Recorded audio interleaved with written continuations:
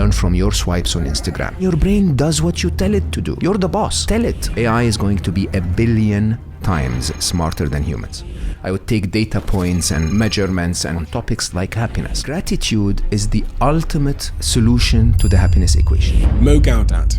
He is an expert on the topic of happiness. If everyone in the world listened to this podcast episode, the world would be a drastically better place. I was chief business officer of Google X. Through that network, I've connected with the wisest people on the planet. We have an app coming out in Christmas that is aiming to get to the point where we know exactly why you're unhappy.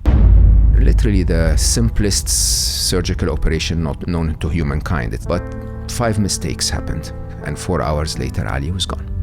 There's nothing I can do to bring him back, but I can make his essence alive. My intention shifted from spending the rest of my life in grief to actually writing what he taught me so that I can share it with the world.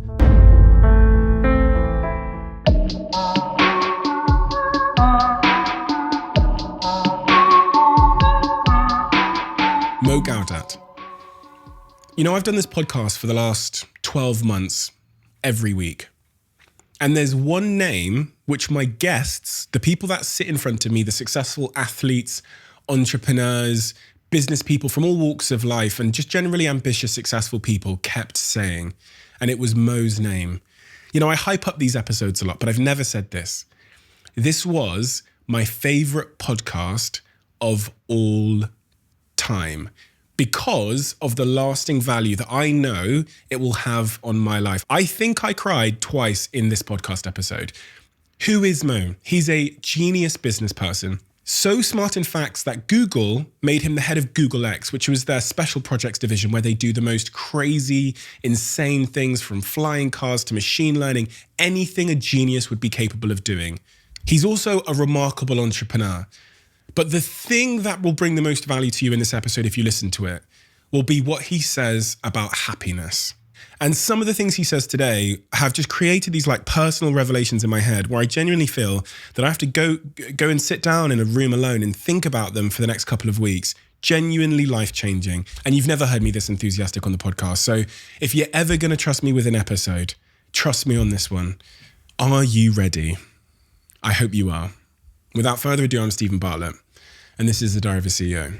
I hope nobody's listening, but if you are, then please keep this to yourself. Mo,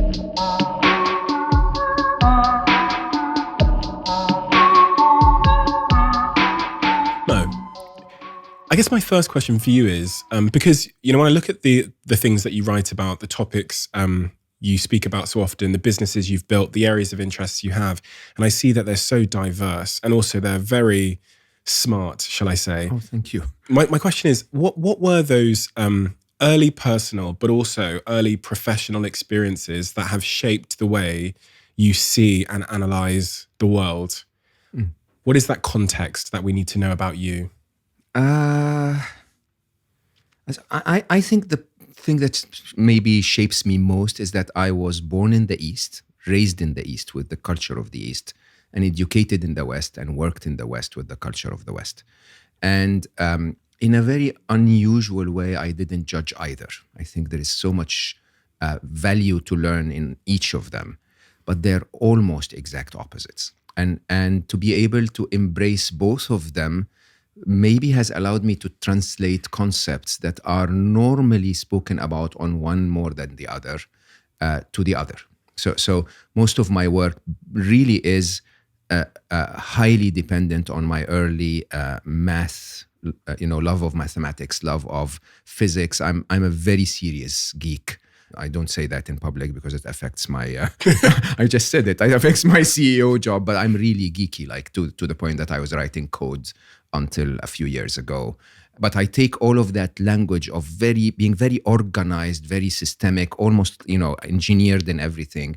And I try to explain concepts like spirituality, like love, like humanity's position in the modern age, and so on and so forth. And I explain them in slightly unusual ways. I use, for example, quantum physics and theory of relativity to try and explain death. I use mathematics and theory of probability to discuss the question of the presence of a divine being, and so on and so forth. And I think the thing is, I have a brain defect somewhere that basically does not stop me from addressing crazy ideas. So I normally am writing 6 books at the same time. And I love it. I love it. I don't write for you, sadly. I hate to say this. I write for me. So I get inspired by a topic and then I build a structure. Literally, like we write subroutines in software. I write the entire, flow chart, if you want, of the book, and then leave it on my desktop and then start to work on it, sometimes for a year, sometimes for 2 years.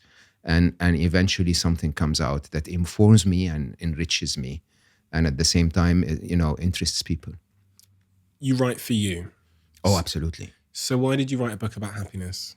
That's the most selfish thing I've ever done in my life. I mean, if you know, my story was, so I was very successful at a very young age. So unusual. I mean, I'm born and raised in Egypt, educated in public school, public university in Egypt. So my biggest dream was I was going to become sales manager in IBM Egypt. That was my biggest dream. And look at what happened. I mean, I went through beyond my wildest expectations. Chief business officer of Google X is literally the second best job on the planet. Okay, and I had all of this, that people dream of at a very young age. At 29, I had the big villa with the swimming pool, with all of the money, all of the suits, all of the luxury cars. From 25 when I had nothing to 29 when I had everything, I had the most wonderful woman in my life, beautiful, wise, sensitive, loving, who gave me 2 wonderful kids, and I was clinically depressed. And it's not an unusual story, where we keep chasing all of those things. I mean, my luck was that I hit my middle age crisis at 29 when I achieved everything they told me I was supposed to achieve, and couldn't find happiness. And so I ended up in a place where I started to research the topic, just like I would anything else. And I couldn't get a word. I just couldn't get it. They told me to meditate. My engineering mind was like, tell me why, explain something to me, tell me why it works, right? If they told me to say Om, I would get really angry. I still don't say Om, right? But the idea is my brain wouldn't get it. And instead of me rejecting that, I started to look at those topics as an engineer. So I would start to do literally, like the scientific method, I would take data points and measurements and try to do fitting lines and curves and charts on topics like happiness. And, it started to work for me. So 4 years in, I started to really become a little better. And I would go back to my wonderful son, Ali, who was born a tiny little Zen monk. He knew those things instinctively. And even as a young child, age 8, I think, was when I started to discuss those things with him. He would listen there and ask me a couple of questions, clearly to entertain me. And then basically say, well done, Papa, this is amazing. You could have just asked me, okay? And then he would literally explain it to me from the heart. So how the heart feels it. I would get how the left brain sees it, and he would get how the heart feels it. Your son at 8? He was so wise, Stephen. He was so wise. Ali, when he was 16, I promise you, my friends will tell you, I publicly announced, when I grow older, I want to be like Ali. He was a very unusual being. And he spoke very little. Very, very, very little. He was either laughing all the time and being silly and goofy, or when you asked him a serious question, he would stay silent and then speak 8 words, okay? And those 8 words would literally reshape your world, okay? And I noticed that at a very young age for him. And so I started to consult with him on a lot of topics, And on happiness specifically, together we ended up with a model that worked. We had the happiness equation, we had the happiness model, and it worked. And it worked so well that when we lost him, sadly, when he was 21, my intention shifted from spending the rest of my life in grief to actually writing what he taught me so that I can share it with the world. And that basically determined the next life for me after the life of the executive and the chief business officer and the stock options and the luxury and the cars. That second life really was the result of his departure. And during that period, the inspiration that inspired you to write the book, at the very beginning and go on that journey to really find the answer to happiness, you said you were clinically depressed. Yes. Now, for people that don't know what that means practically, can you give a description? Nothing would make me happy. And you can literally, so I interviewed Ruby Wax on my podcast on Slow Mo, and Ruby was known for her sometimes, depression and sometimes teaching. And she would describe it as they cut your head off and fill you with concrete when you're depressed. You're unable to do anything. You're unable to enjoy anything. You're unable to engage, right? And it comes in different layers. But for me, the challenge was I was so successful. I was so successful. I literally could print money on demand. I mean, there were times when my wife would say, "Can we change the car?" And I would say, "So what would you like?" And she would say this, and I would say, "Okay, wait until Wednesday." And I would be on the stock market, trading for a few days and making money. Right? It was so crazy because of my math skills before the age of machine trading was really as entrenched as it is today. I could make money on demand, and yet I poured that money on my life, and I couldn't find happiness. Okay, and that really shakes you, because now you can get the vacations they're talking about. You can wear what they told you is going to make you happy. You can buy the things that they told you is going to make you happy, but nothing's making you happy. And then it started to reflect on my family.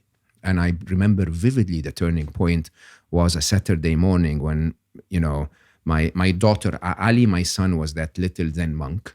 My daughter is life itself. She truly is pure joy. Okay. And she was, it was a Saturday morning. She's jumping up and down in joy, saying, "Mommy said we're going to go there. Can we stop and get, ice cream on the way? Can we do that?" And she's so happy. And I was doing whatever busy people do, reading an email or whatever crap. And basically I looked at her, slowly raising my head in grumpiness, and said, "Can we please be serious for a minute?" Okay. What serious? She was 5. And I could see with my own eyes as my beautiful daughter's heart broke. Okay. And I think to me, that was basically the moment where I said, I can't live with this person anymore. I can't live with me. And when you see that, you make that choice. And sadly, most people who are successful, like your audiences, actually wait until that moment happens. When they're old, when they've gone to the point where the good days have passed, the days where you could have actually built that connection with your family or with, enjoyed your life a little more, are behind you, and then they wake up. I was so lucky that I woke up when I was 29. And so you have this idea, as you say there, to write this book and to answer this question that has become so relevant and important to answer in your life. And as you're on that journey and consulting with Ali passes. Yes. No, so Ali left after he trained me well enough. So it's really interesting. I mean, I started my research maybe when he was 6 he was 6, 7. And finished when he was 18, 19. And you couldn't dent my happiness then. I was the example of happiness. I mean, I'm a Middle Eastern, and at the time I used to work at Microsoft. At least through that journey, I used to work at Microsoft, and Microsoft's office was in Seattle. So I would fly every month for a week to Seattle, from Dubai to JFK, and then from JFK to Washington. And every time I landed in JFK, I got that random security check where they give me a red envelope and take me to Homeland Security. It was really not the kindest of treatment, if you want, with a stupid smile on my face. Like, I flew 12 hours, then I stood in line for an hour and a bit. And then they gave me that envelope, and there is a guard walking next to me now, assuming I'm a criminal until proven otherwise. And they sit me in that room, and I have that stupid smile on my face. Nothing could dent my happiness. Okay, I have beautiful thoughts inside me. I have compassion for every one of those officers, that they're just doing their job. And of course, they're worried about their country. And it's really weird. And to the point that I did this 37 times in a row. Okay, and to the point that I would walk into the Homeland Security office, and the officers behind the counter would go like, "Mr. Gates is back." Okay, they know I'm the guy from Microsoft. I've been there last month. I would walk to the counter and they say, "Answer the same 10 questions we asked you last time." So I would say, "This is my name, this is my mother's name, this is right," and go through them one by one. without a dent in my happiness. But then life tests you. And by the way, we can talk about this, but of course, you can feel unhappy, but I found a way to always come back to happiness if you want. And then life tests you, and I think life nudges you. It seems that Solve for Happy needed to be written, okay? And I had the notes for it in 2011, but hey, Chief Business Officer of Google X, busy. And I kept delaying it until Ali basically came to visit us in Dubai, 2014, and he was diagnosed with a very simple appendix inflammation. And it's literally the simplest surgical operation not known to humankind. It's literally a 4 or 5 minute thing. But 5 mistakes happened, 5 in a row. Every one of them was preventable. Every one of them was fixable. But 5 in a row fixed wrong. And 4 hours later, Ali was gone. Yeah, it's easy to understand how it feels. Even today, 7 years later, losing a child is just the hardest thing ever. At least for me, it's the hardest thing ever. Like, if life had taken all my money and all what I've achieved and, made me homeless, it would have probably felt less painful than losing him. But our reaction was very, very unusual. Instead of trying to, fight with life, I simply said, okay, he's gone. There's nothing I can do to bring him back. But I can make his essence alive. I can keep his essence in this world. And his essence to me was what he taught me. He saved my life with what he taught me about happiness. And so I sat down to write. First time that I really write in English, as English is not my first language. I wrote for 4.5 months straight. And, if you've read The Alchemist by Paulo Coelho, when you know your life's purpose, the universe conspires to make it happen. I just can't tell you what happened since then. Every part of the universe is just pushing for this mission to work. From finding my agent at a time where he was actually not feeling great about his life. So he kept saying, can you send me another chapter? Can you send me another chapter? Until I sent the whole book saying, well, what's he going to do with this? And then literally we meet and he basically says, can I please represent you? We go out, meet 17 publishers within a week. In New York, in the capital of publishing. And then things roll to the point that I came here in the UK literally a week after the publication of Solve for Happy. And I had that interview, very famous, with Channel 4 News, which within 3 days was the highest watched news clip on the history of Channel 4, to the point that the CEO was starting to wonder, like, I've been broadcasting violence and war for the last I don't know how many years, and my highest watched clip at the time, it was 37 million views, is about happiness. Okay, which obviously is understandable. It is the pandemic of our time. Within 3 days after that, we were watched 87 million times. Okay. More than double the highest. And the movement was starting. The 1 billion happy movement was starting. Basically, I think it was a very strong confirmation to the world that this is something the world needs. And you can actually feel today that there is a shift, not because of me only, but because there are so many people coming into this. There is a big shift now between employee satisfaction and employee happiness, between, let's just work on mental health and actually let's work on happiness, and so on and so forth. It seems that the world is getting it, that we're not supposed to be grinding ourselves and giving away our lives for things that we think are going to make us happy. We might as well be happy and get everything as a result, because we can then be successful, we can be engaged, we can be lovable, we can be, supported, and so on and so forth. It's just remarkable in my mind that you can lose the most important thing to you, as you've described it in your life, your son, to human error, and still not fall into resentment or bitterness or... What would it do? Regret. What would it do? Of course. I took steps to make sure that things are corrected so that no one else gets hurt, right? But what would it do? I was very prominent at the time. When Ali died, I was Chief Business Officer of Google X, but I was still between Dubai and California. So I spent half of my time in Dubai. And it was after 7 years of being vice president of emerging markets for Google. So I had opened half of Google's offices globally. I was very, well connected to the business leaders and government leaders in Dubai. And so when Ali died, we got a call from the top of the Ministry of Health saying, we heard what happened. I'm so sorry, Mo. Would you mind if we perform an autopsy on Ali's body to get to the bottom of this? So I looked at his mother sitting next to me, most wonderful woman on the planet with her eyes teary. And I said, Nibel, would you mind if they do that? And she raised his head and said, would it bring Ali back? And that one sentence anchored us in the truth, okay? You see, the problem with grief is that the cycle of grief takes you 5 steps. The very last step is acceptance, okay? And that step of acceptance could take you 70 years sometimes. For us, the truth was glaringly obvious 4 hours later. There's nothing you can do to bring him back. This is it. And the finality of death is so corrective of all of our human illusions. This is it. He's not coming back. So what can you do now?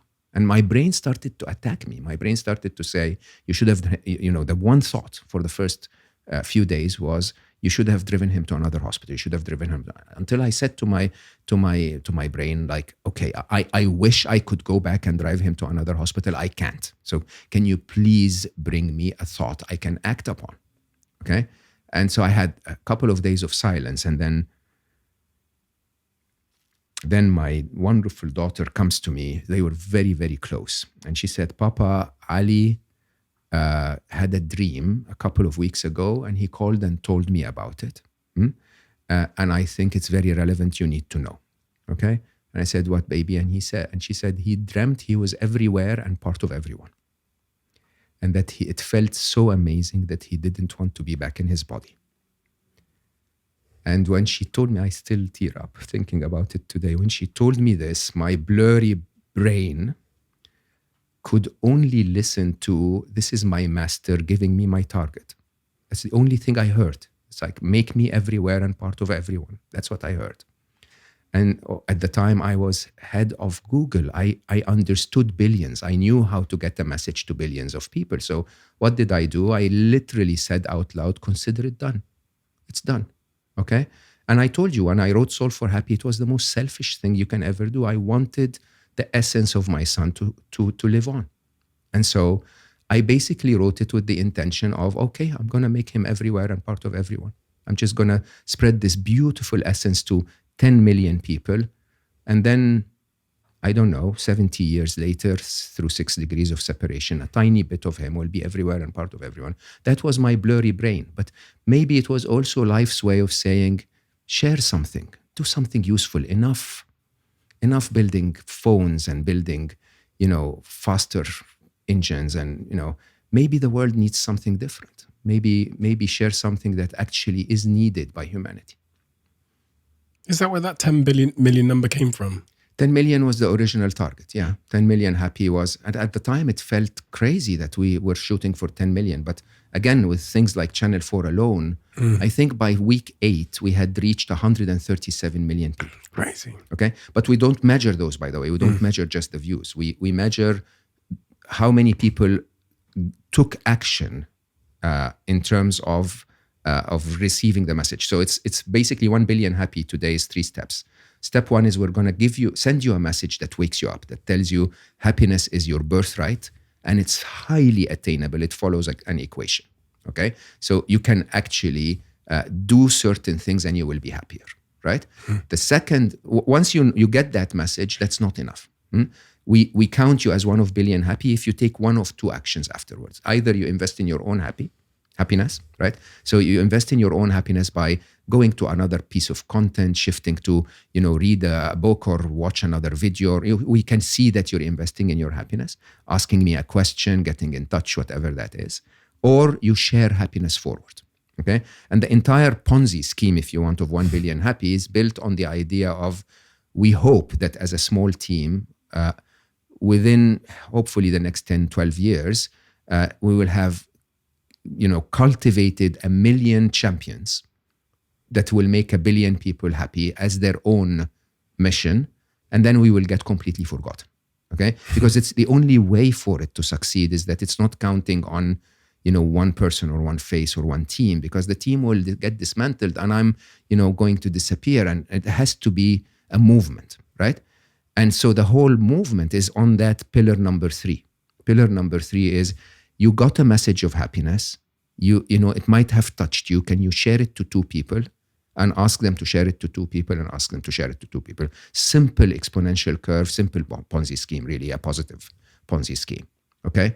And it's been working. We think we're at 51 million, which is not the biggest number, but you understand the law of accelerating returns, right? So if it's now, if we can do this again in 4 years, and then that becomes 100 million, and then the 100 becomes 200 and so on, who knows? Who knows? We may get there. And the mission is, I guess the banner of the mission is Solve for Happy, right? No. Right? So no, actually not at all. So books don't go to millions. That's the truth of books. Okay? The books allow me the opportunity to sit with you and spread this to your audience. Okay, but the mission is much bigger now. So the pillars of the mission are, there is a tremendous amount of content that I put out there. I mean, if you search for my name on Google, you'll have hundreds of hours of videos. I'm tireless. I did, yeah. And, I watched several hours. And some of them are, Stanford University classrooms, and some of them are short conversations with, insightful people like yourself. And there is hundreds and hundreds and hundreds of hours of content. But that's one side. The other side, of course, is through that network, I've of course connected with the wisest people on the planet. So, when I was chief business officer of Google, I would be connected to prime ministers and business owners. Now I'm connected to His Holiness the Dalai Lama, the top monks in the world, the top teachers in the world.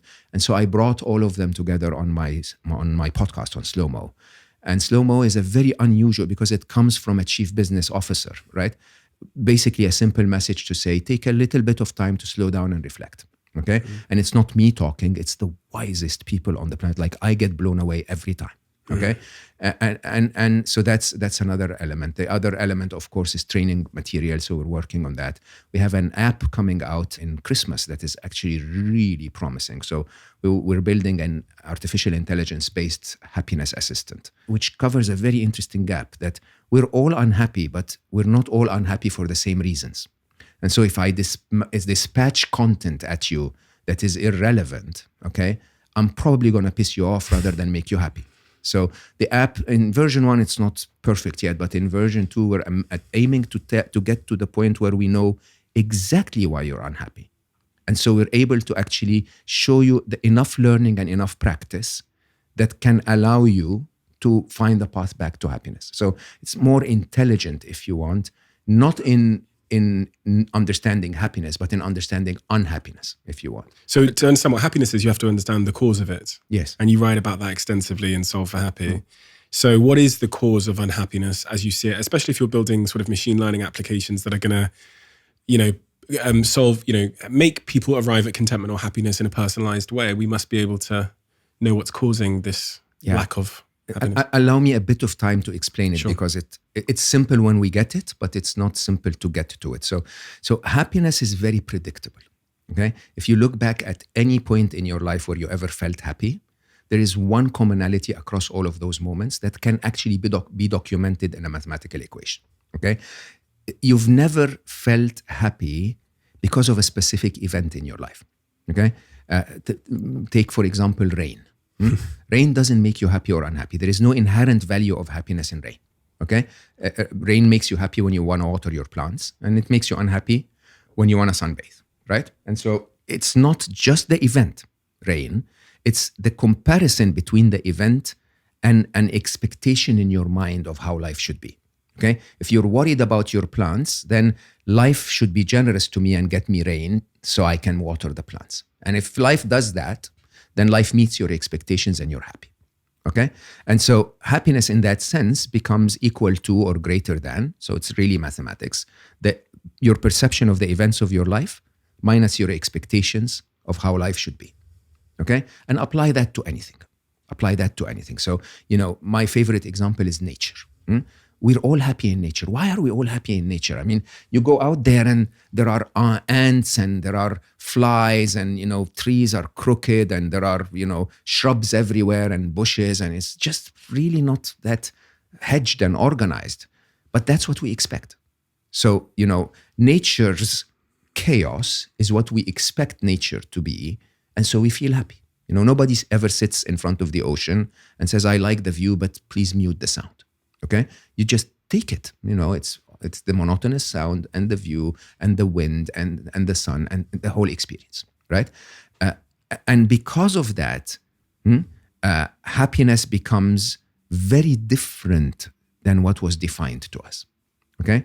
What was defined to us is that happiness is found in a gathering at the pub or a party or an activity or some kind of pleasure or fun or elation or whatever that is. That's not at all true. I call these the state of escape. Okay, happiness, as per the definition of the happiness equation, is events equal to or beating expectations, life going my way. Okay, and so basically, happiness is that calm and peacefulness you feel when you're okay with life as it is. It doesn't really matter what life is, okay? What matters is that you can be okay with it, right? So you take, any example, if your boss is annoying, and your expectation is, bosses are annoying. This is what life is about. They become bosses because they're annoying, right? and so if that's your expectation, you're gonna look at it and go like, I need to learn the skill of managing annoying bosses, okay? And if that's the case, then you're not going to be upset about it. Similarly, anything else, if you look at it, then it's not just the event. It's your perception of the event. So you have something to influence. It's not just the event. Your partner might say something hurtful on Friday at 4 p.m. That's the event. My partner said something hurtful. At Sunday morning, you tell yourself he or she doesn't love me anymore. Okay? That's your perception of the event. That's not actually the event. The event is something hurtful was said. But your perception of the event is your work, it's your brain adding color to it. And then you compare that to your expectations, right? You compare my boss is annoying to my boss shouldn't be annoying. Where did you get that from, right? So we blur the happiness equation. We break the happiness equation because of what I call the 6 and 7, okay? 6 grand illusions and 7 blind spots. Which are the 6 grand illusions are basically, call them pathways that the modern world teaches us to navigate the modern world that are illusions, are not true. Okay, take for example control.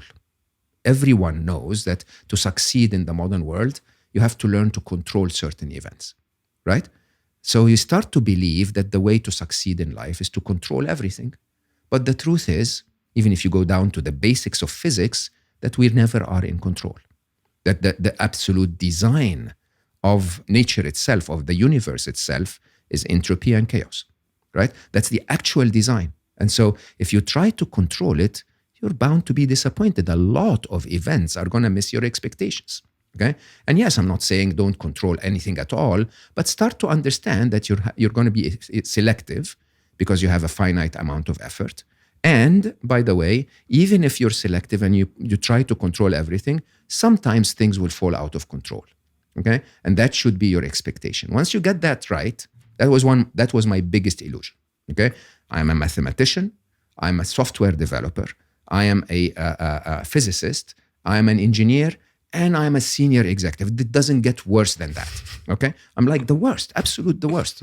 I used to give my wonderful wife, I swear to you, Stephen, don't judge me. I used to give her a spreadsheet that would tell her when to wash the colors and when to wash the whites based on our average consumption as a family to save the environment. And poor Nibel would actually smile at me and say, sure, baby, I will use this. Of course, and ignores the hell out of me because that's how crazy you can be when it comes to control. Now, these are the illusions. If you live your life through the illusion of control, good luck finding happiness. So 6 grand illusions: the illusion of thought, the illusion of self, the illusion of knowledge, the illusion of time, control, and fear. Okay? Now, that's one side. And that disrupts your entire view of what to expect from life because you're expecting life to behave through a lens of an illusion. The other side of it is what I call 7 blind spots. Okay? And the 7 blind spots are not really defects in your brain. As a matter of fact, they are the very design of your brain. Okay? Your brain is designed to tell you what's wrong. Okay? It's not designed to, if a tiger shows up right here now, my brain has no use whatsoever in telling me, oh my God, look how majestic that animal is, right? Yeah, it's a beautiful animal, but my brain will say we're going to die. Okay? And we're going to die is the idea that basically makes our brain constantly look for what's wrong, blur the events of life. Huh? You ask a mother, and she will say, oh, my daughter's been sick all winter.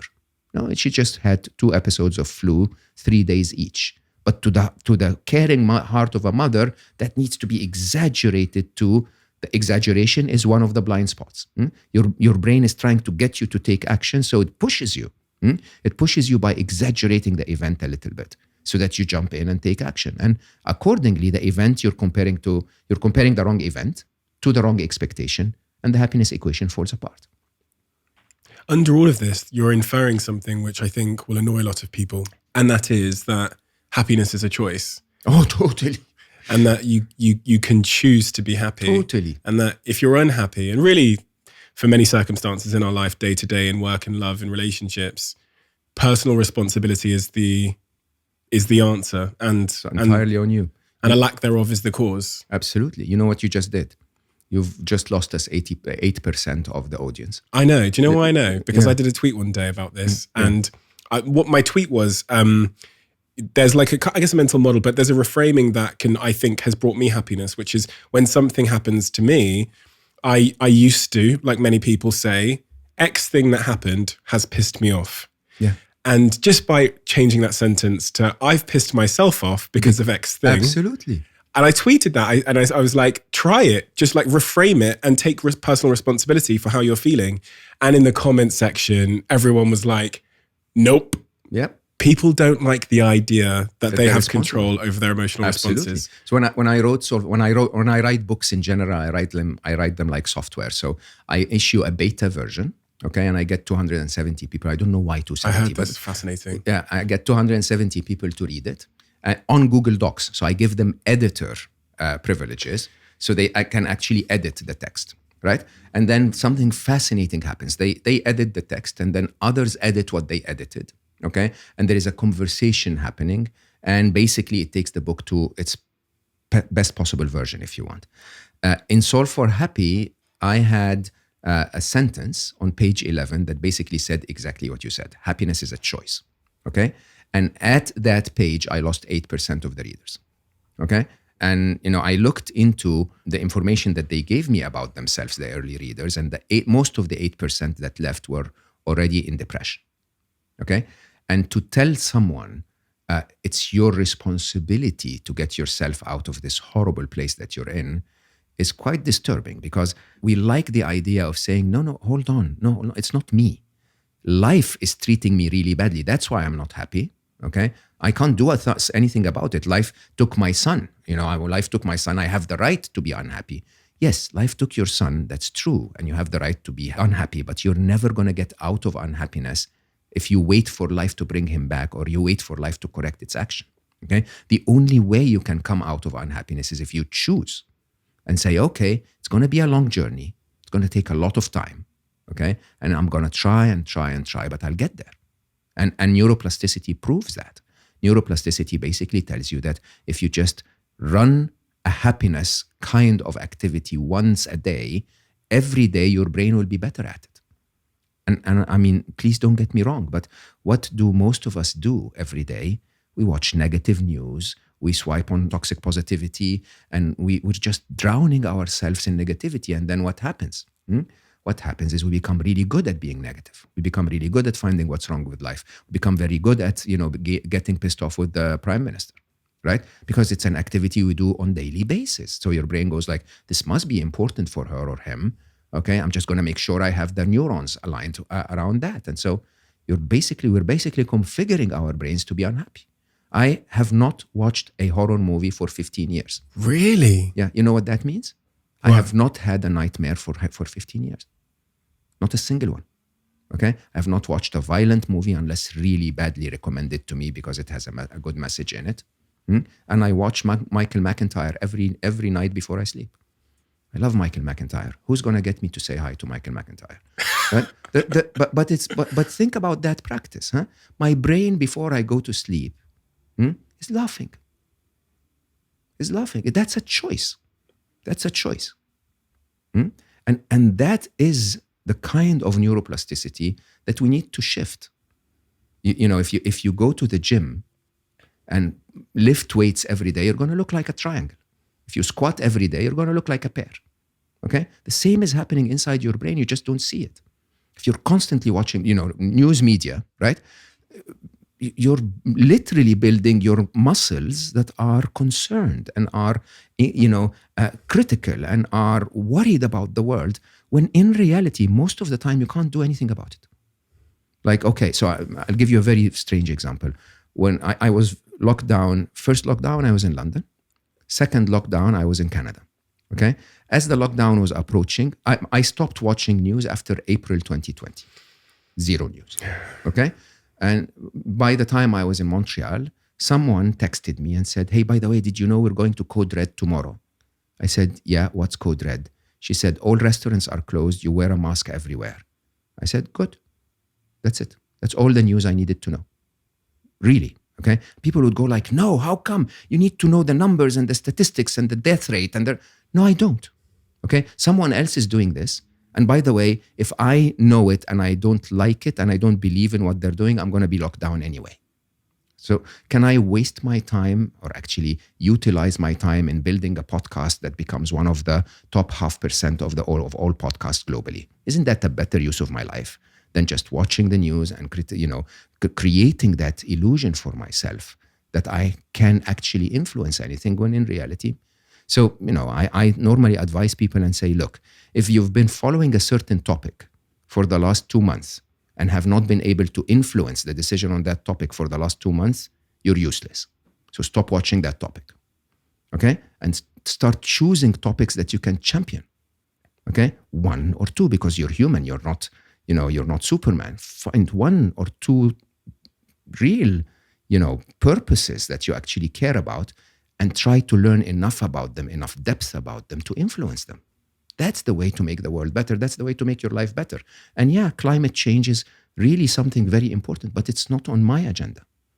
I don't work on climate change. I work on happiness. That's my part of life. Okay? Someone else I trust will be working on climate change, which I believe is as important, if not more important. But it's not mine. I don't need to watch everything about it, okay, and concern myself about it all the time. I need to be updated. I need to do my part by really changing my habits as a human, but that's it. That's as far as I go.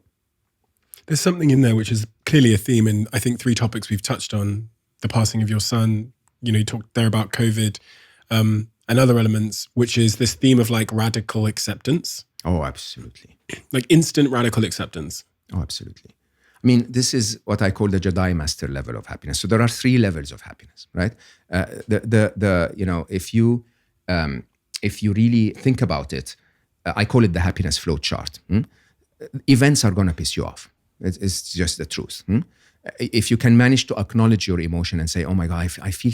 Am I angry? Is this anger? I mean, is this what I'm feeling?" And then you take that feeling and you say to yourself, "Okay, interesting. I am angry. I need to do something about it." I will give you 3 steps. Okay? The beginner's level is ask yourself if what you're thinking is true. Your partner said something hurtful on Friday. Your thought is he or she doesn't love me anymore.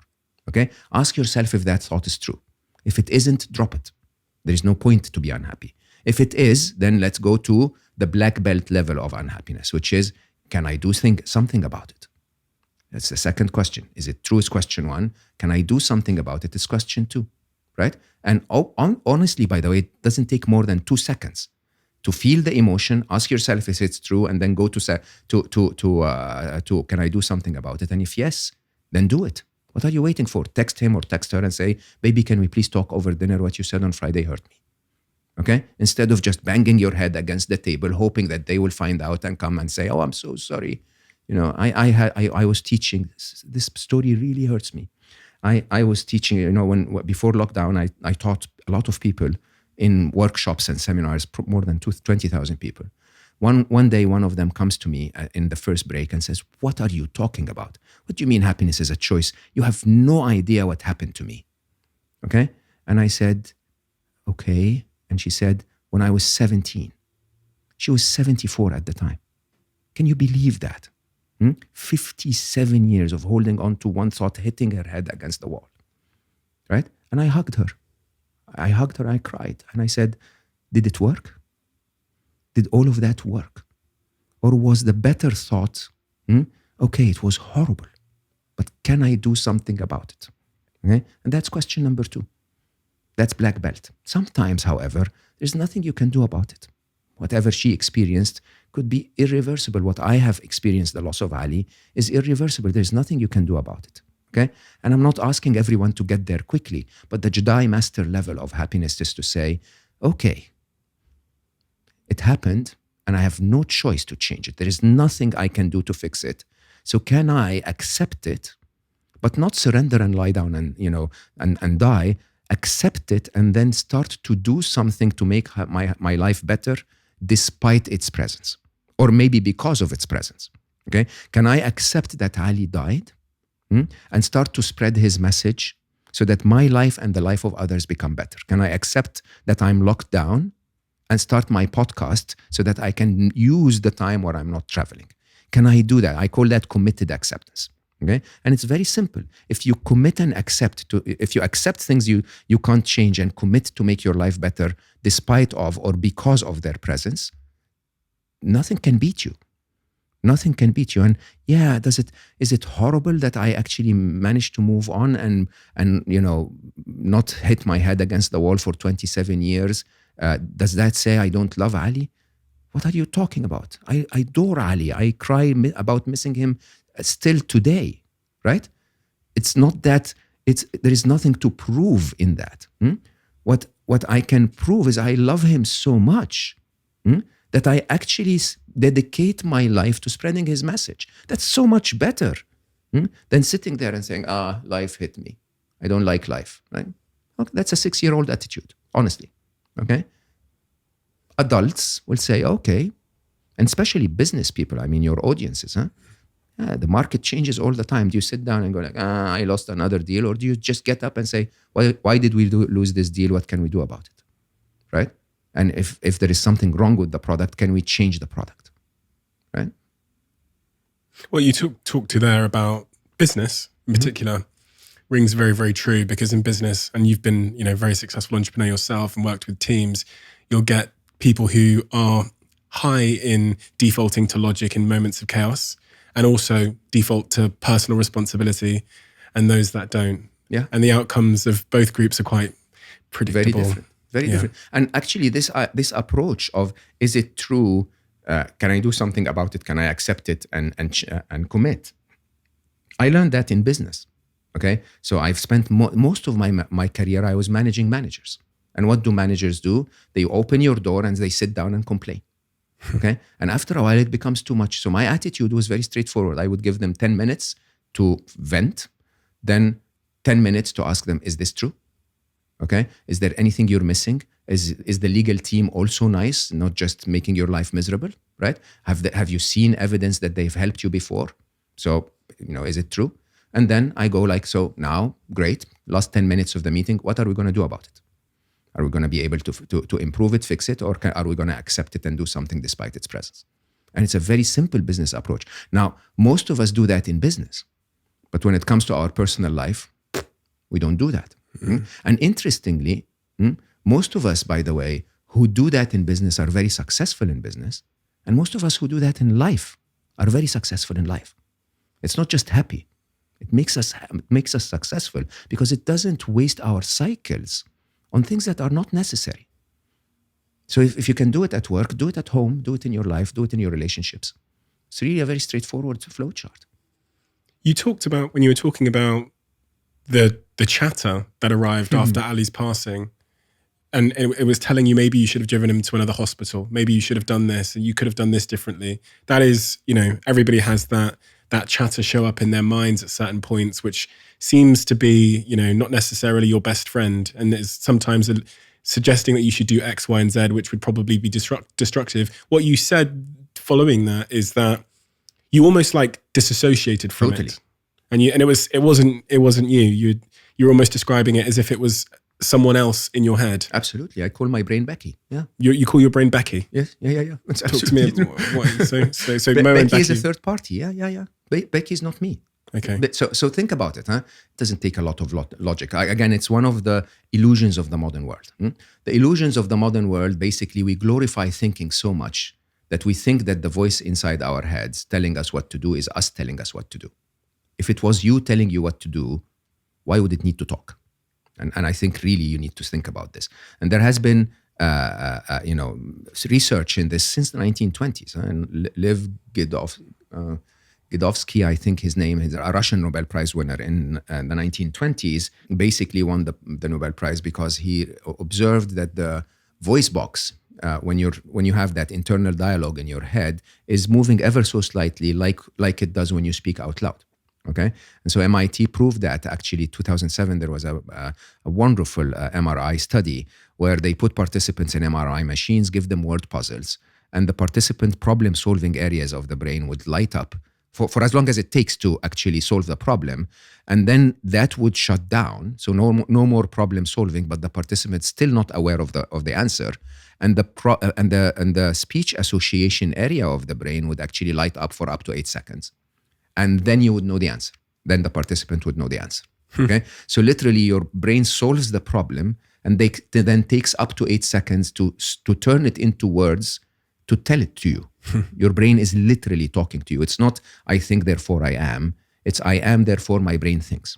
Now the interesting challenge we have in the modern world is this: nobody wakes up in the morning and tells themselves, I pump blood around my body, therefore I am. Okay, the biological function of your heart is to pump blood around your body. Okay, yet we think, I think, therefore I am. I am that voice in my head.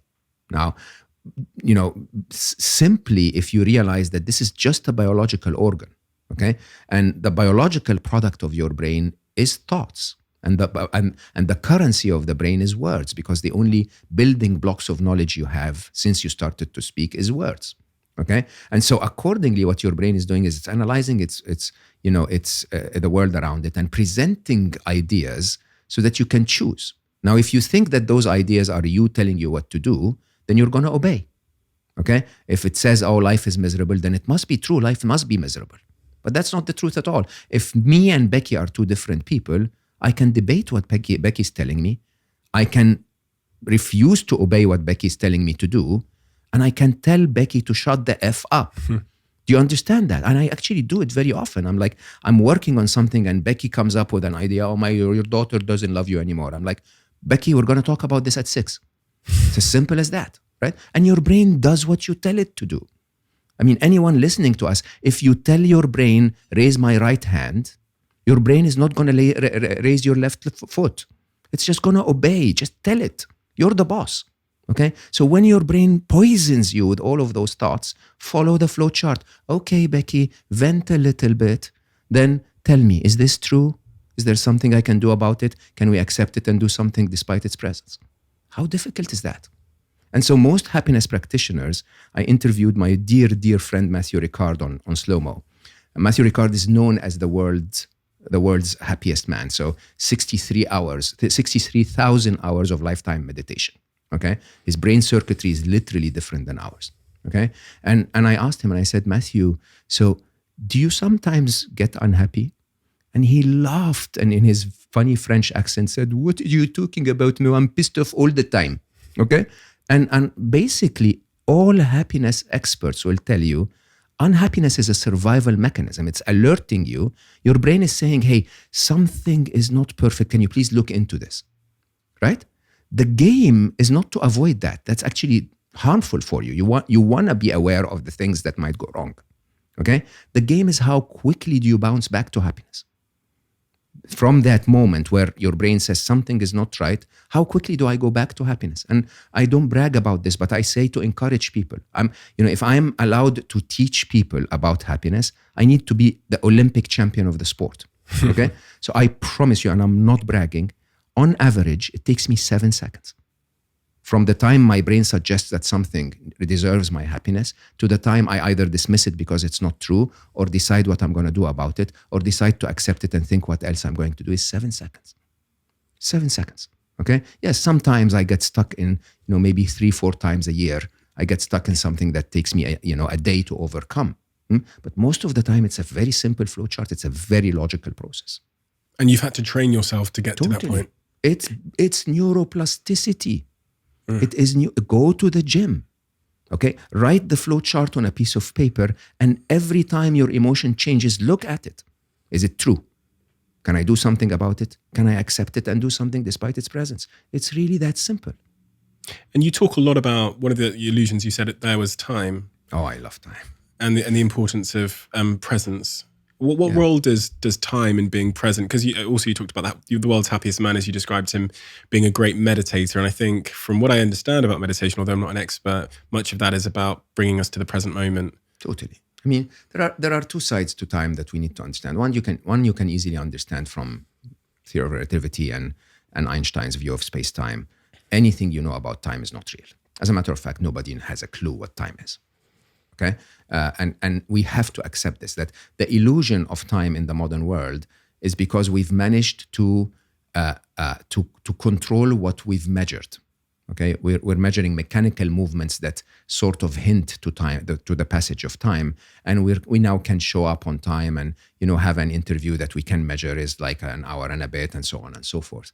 But time itself, we don't know. Okay. The only understanding we have of time is that we're being propelled forward through space-time along the arrow of time, okay? And that every slice of space-time, we're standing there in that slice, only living here and now, okay? You've never, ever lived yesterday. Do you realize that? When you lived yesterday, it was called today. You're never going to live tomorrow. When you live tomorrow, it's going to be called today.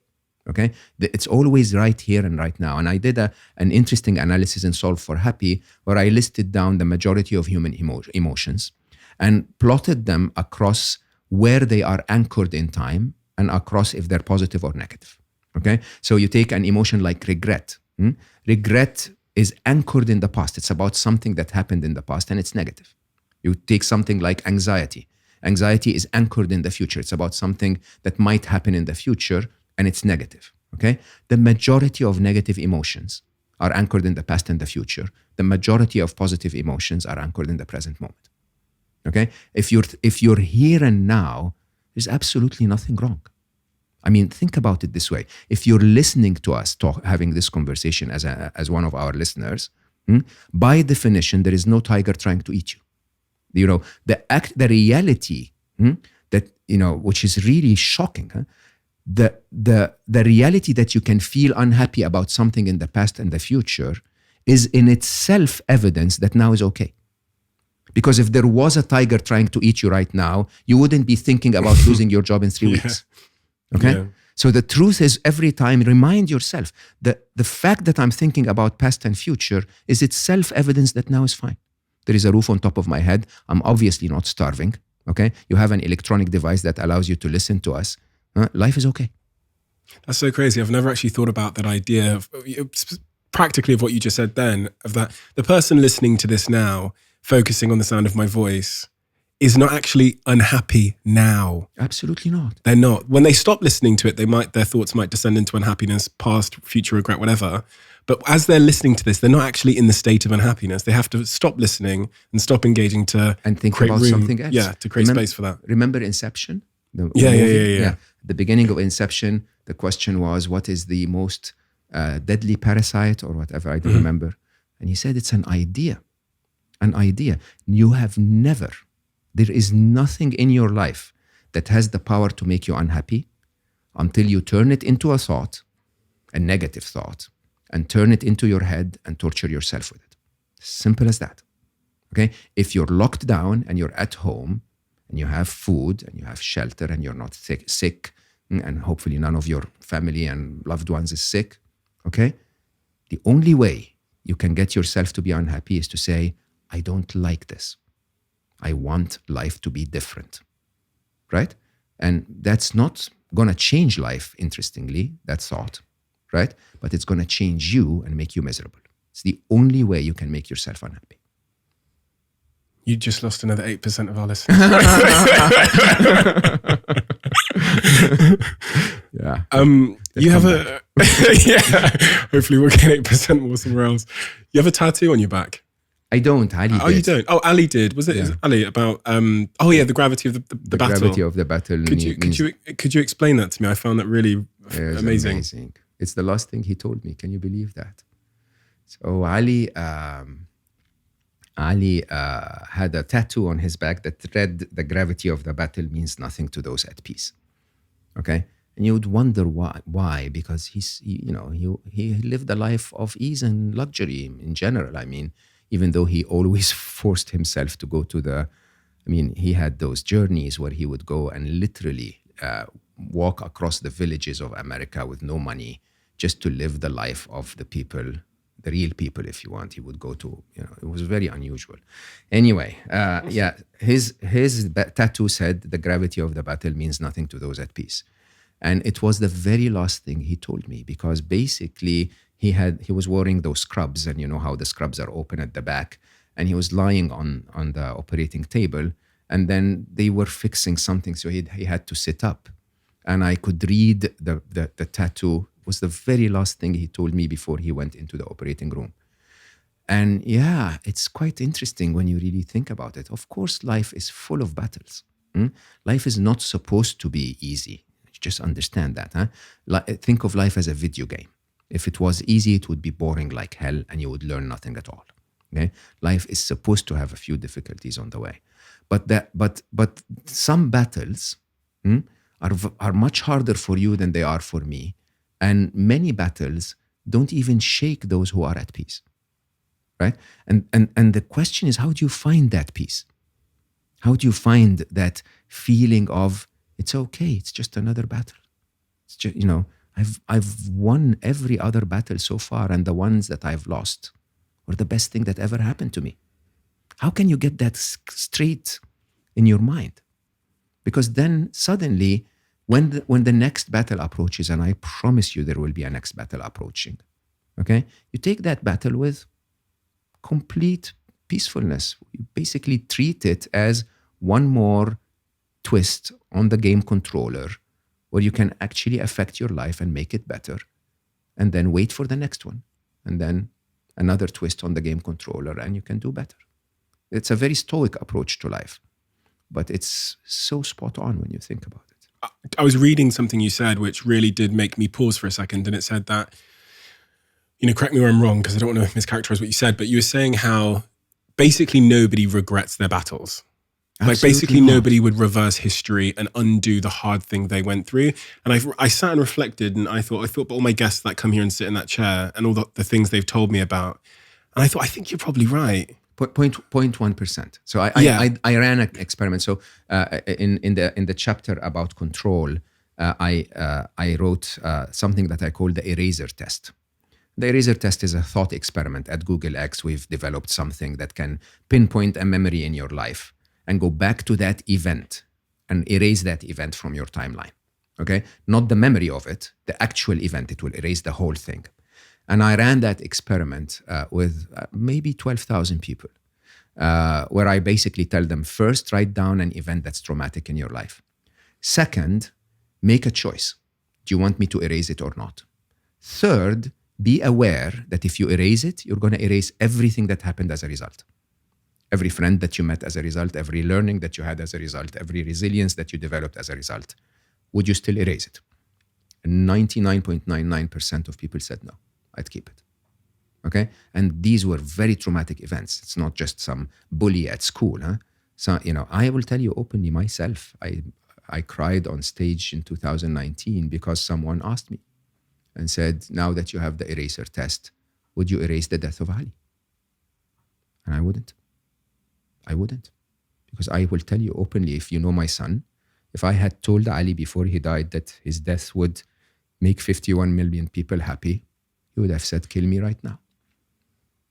And I don't know. I mean, is it radical acceptance, or is my brain telling me this?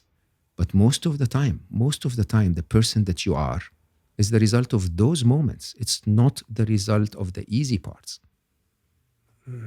And you would never erase it. 99.99% of the people would not erase it. Easier said in hindsight, I guess. Of course. Yeah. But then let's extrapolate. If I would not erase 99.99% of the harsh events in my past, why am I thinking that this one is the one that's going to stick? Think about it. If all of your past harsh experiences were painful then, but enormously important now, then maybe this one too will be enormously important. Maybe this is the one that's going to make you who you are. Reminds me actually of something you said about death as well, because much of the reason, I think, again, correct me if I'm mischaracterizing, but you said that people fear death because of the uncertainty it brings and not knowing what that, the life after death or that will look and feel like. And I reflect on what we're talking about with this eraser and say, I think a lot of the reason why I might not choose to erase traumatic events in my life or the worst things that have happened to me is because then I don't know which way that kind of my life would have gone then, and it could have gone in a worse direction. So in this current moment, I feel somewhat content. I'm talking about the potential with those 99% of people that you described. And there's a chance it could be worse if I use that eraser. So I'm not going to use that eraser because... Correct. Yeah, correct. And most of the time, yes, when you look back in hindsight, you start to recognize all of the benefits that came with the trauma. And most of the time, interestingly, the way the physics of life work is that the benefits outweigh the trauma. Interesting. Quick one. I talked to you guys about Huel a lot, so I'm going to do a quick intermission to tell you about a bit of a change that's happened in the last 2 months in my life. As you guys know, my favorite Huel product historically has been the ready to drink, which is these bottles here. They are nutritionally complete. However, recently, since Huel introduced the Huel protein, this now plays a huge role in my diet. The salted caramel flavor protein from Huel, which is only 105 calories and has 26 vitamins and minerals and 20 grams of protein, serves two roles in my life now. First thing I do when I wake up in the morning is I have a glass. And then at nighttime, after I've been to the gym, straight after the gym, I have a glass. It tastes amazing. If you're going to try it, follow my instructions here. Get a couple of cubes of ice, put it in a blender, put on the salted caramel protein, and it tastes like a delicious smoothie. I've already gone through one tub of this. I'm actually on my second tub and I've got 2 more tubs to go before I'm going to reorder more. But genuinely, the salted caramel flavor, maybe because I have a liking for salted caramel, for me has been a game changer. I wrote a book called Happy Sexy Millionaire. Nice. Because it was because I was an 18-year-old kid that because of all the insecurities from my childhood, being the only black kid in an all-white school, parents were broke, but everyone else around me was rich. So it creates this cauldron of like insecurity where you want to fit in, and then it leads you to the path of thinking that money and material possessions will be the thing that makes me fit in. So I go off on the path to try and be this happy, sexy millionaire. Of course, 25 years old, Range Rover sports sat outside. I'm a multi-millionaire. Big successful business, 6-pack, all these things. The day our company IPOs, it's worth 300 million. And just this total anti-climax, which almost sent me into and I'm like, where is the marching band and the confetti? Like, where is it? 18-year-old Steve promised me that. Yeah, and so now I reflect, I look forward and think, well, I need to be careful about some of these ambitions I have, because I don't know whether that's the insecurity defining the path or if it's my sort of these are intrinsic things that will make me feel content. So my question is about how do I know if my ambitions, how do I reframe them now to make sure that they are leading me to a happy place or a fulfilled place and not just scratching some unscratchable insecurity? That's so interesting. Did the sexy girlfriend make you happy or make you miserable? Miserable. There you go. The sexy one made me miserable, but the one that didn't care about being sexy and cared about other things, had those good values, made me much happier. Did the Range Rover break down anytime and annoy the hell out of you? Yeah, a couple of times. It got smashed up. People broke into it all the time. And there you go. It cost a lot of money and hard to park. So I think we need to differentiate between two sides. One is ambition, and the other is expectation. Okay? So have any ambition you want. Any ambition you want, hopefully a good ambition. Be a good billionaire. Okay? So my dream is that by the end of my life, I will have lost all of the money I made. I'm not taking it to the grave anyway. And made 1 billion people happy. That's a very, very interesting definition of wealth. Okay? Have one of those, or have any definition you want, any ambition you want, but have the right expectations. There is a difference between ambition and expectations. Ambition is what gets us to thrive and strive in life and go further and have an impact. Great. Set as many of those as you want. When we achieved 10 million happy, we set 1 billion happy. Okay? But don't get me wrong. It took Jesus 2,000 years to get to 1 billion people. I'm not going to get there. Let's just be very clear. The expectation is clear. My expectation is that my best dream is that I will energize enough people to take the mission forward. Okay? And that's my expectation. So you know what my expectation is today? My ambition is 1 billion happy. My expectation is that those listening to us are happy. Okay? And if that fails, that you are happy. That's good enough. That's an amazing day, right? And once you set your expectations right, nothing can dent your unhappiness. Don't get me wrong. I wake up every morning and I go like, what are we going to do today? Can we reach 100,000 people today? Is there a piece of content we can develop? Can we do this? Can I write another book? I don't know. And I'm constantly engaged. That's my ambition. There are days where I wake up and nothing happens. Great. Yeah, that exists, part of life. When you differentiate those two, everything becomes okay. Now, I would also say when you're setting your ambitions, avoid junk food. Okay? Avoid the stuff that was promised to you to make you happy before and failed to make you happy then. Okay? I know that because I had 16 cars in my garage. The reason I had 16 cars in my garage was because I thought the first one would make me happy and it didn't. So I told myself, it's the color. I should have taken another color, right? So I bought another one. It's the model, okay? And then I was like, no, but I don't have a fast car. Maybe I need a fast car will make me happy. No, a vintage car will make me happy. And you know what happens? Every time the promise is missed, you go like, no, hold on. Maybe more or different is going to make me happy. Wake up. You're a smart person. Those things don't make you happy, okay? And just measure, look back in your life and find the actual moments that made you happy. I have a practice that I call the happy list. And on the happy list, I say, write down as many answers as you can to the statement that starts with, I feel happy when. Okay? Nobody ever wrote, I feel happy when I buy a Ferrari. Okay? Yeah, you get that for a couple of moments. Nobody says, I feel happy when I win the Nobel Prize. People say, I feel happy when my daughter smiles. I feel happy when I have a good cup of coffee. I feel happy when I have a connected conversation, when I learn something new. All of them accessible. All of them things that you can introduce in your life today or this week at most. Okay? And yet, we don't do any of them because we want to buy the Ferrari. Made me miserable. I swear to you, I think Ferrari is going to sue me. It made me miserable. Okay? It always broke down. It was so noisy. It was so noisy and it didn't meet my character. I'm a simple guy. I don't want to be looked at in the streets, right? And it made me miserable and yet I tried. And you know what's the funny thing? The funniest thing is that I swear to you, I would take one of those cars out and 2 minutes into the drive, I wouldn't remember which one it is because when you're driving, what are you looking at? The road, okay? Especially when it was dark and at night, you just don't see the car anymore. It's like something's taking you somewhere. Right?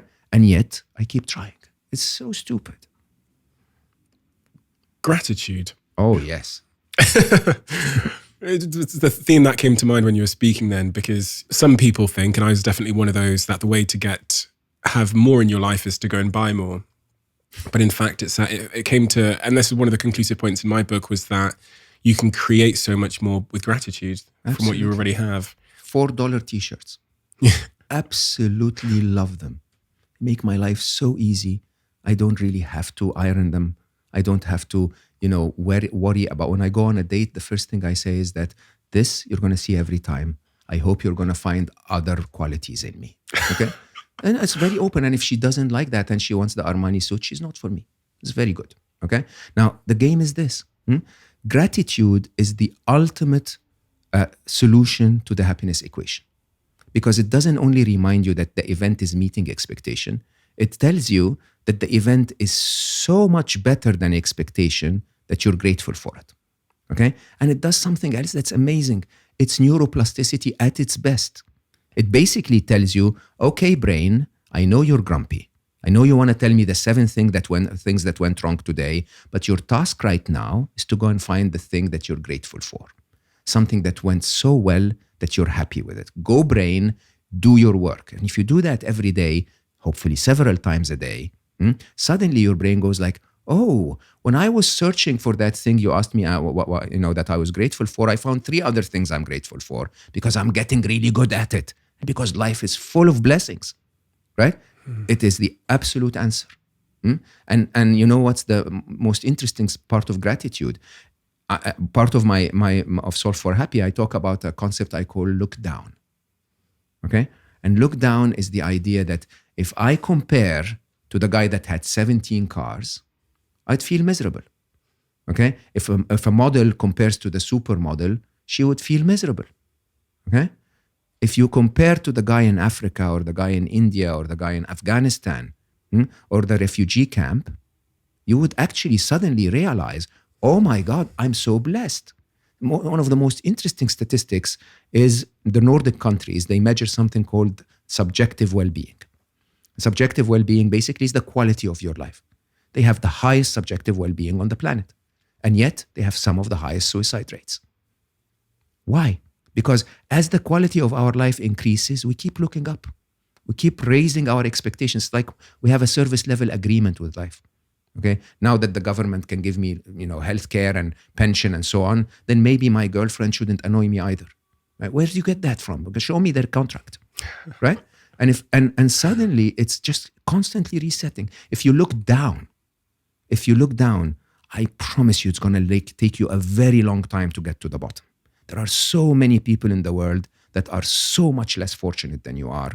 And it's almost arrogant and, so sorry to say, stupid to not recognize that. Okay? To not, if you live in the UK, by definition, you're one of the luckiest 10% alive. It's as simple as that.